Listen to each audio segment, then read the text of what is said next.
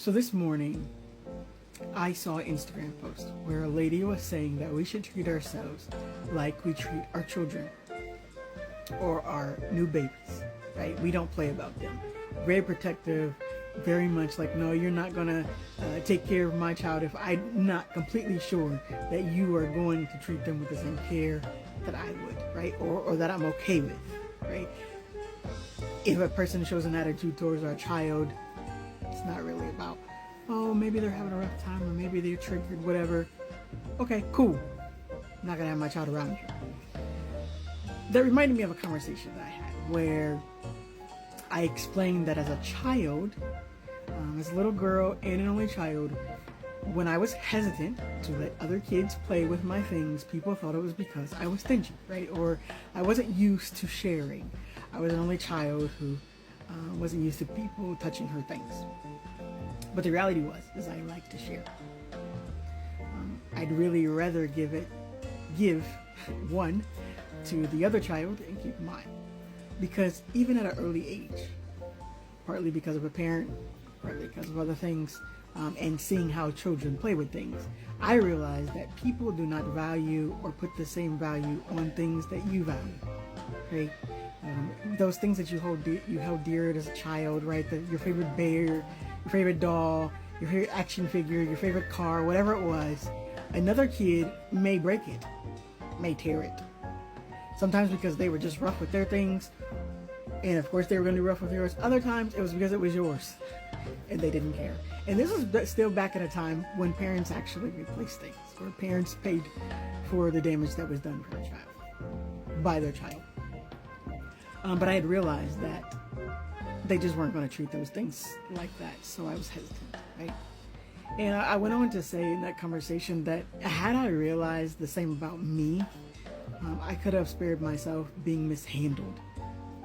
Not every time, but a lot of times by people who were openly showing me they did not value my presence in their life, right? So let me explain.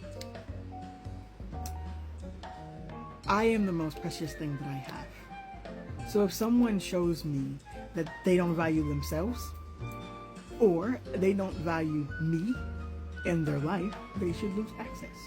Or in some cases, they should never get access, right? We all have our things. Maybe we don't have kids. Maybe we have our car.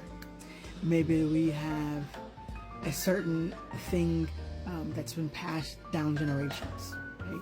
Maybe we have a certificate, anything that we value, that we hold dear. Perhaps that we have on a shelf, in a cabinet, for all to see, but none to access, right?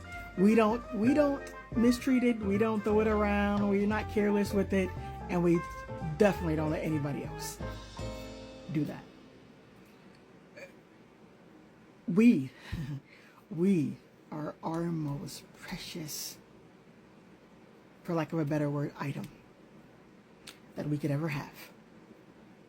So if people are showing you, and this includes family, this includes your parents, that they do not care about what is best for you, they do not care about you the way that you care about them, they do not value you, they don't deserve to have access to you. The same goes, I'm gonna flip it, with how you treat yourself.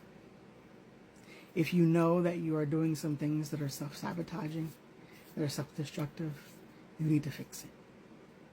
And it took me years, I mean years, and it is still a work in progress, to know that I worth more than I have been treated. I am still working on that.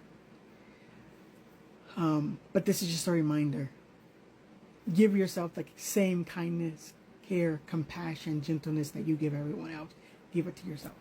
And ensure that you surround yourself with the kind of people that care about what's best for you. That won't mistreat you purely because you have something that they like. They don't treat themselves with kindness or care or compassion, so of course they're going to treat you that way. Or they just don't like you. They just don't value you. Again, this goes for everyone. Remember to be proud of yourself for the progress you have made.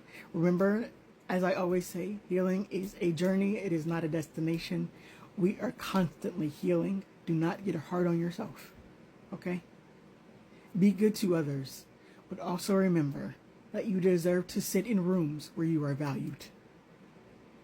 And you deserve to walk out of rooms where you know you're not valued.